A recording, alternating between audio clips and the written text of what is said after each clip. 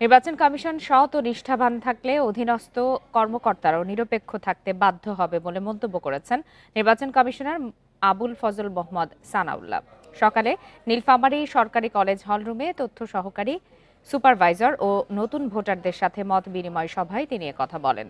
বর্তমান কমিশনের অধীনে কোনো অন্যায় সহ্য করা হবে না বলেও জানান তিনি। বলেন, নির্বাচনের নিরাপত্তায় সশস্ত্র বাহিনীর পাশাপাশি বিএনসিসির সদস্যদেরও সংযুক্ত করার পরিকল্পনা রয়েছে। নির্বাচন ব্যবস্থাপনায় অনিয়ম হলে সংশ্লিষ্ট সবারই দুর্নাম হয় বলেও মন্তব্য করেন ইসি আবুল ফজল মোহাম্মদ সানাউল্লাহ।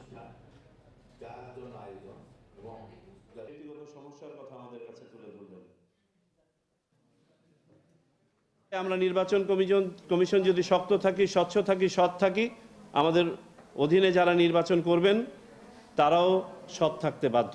একটা নির্বাচন খারাপ হলে পারে শুধু নির্বাচন কমিশনের দুর্নাম হয় না, দুর্নাম হয় এটার সাথে সংশ্লিষ্ট সবার।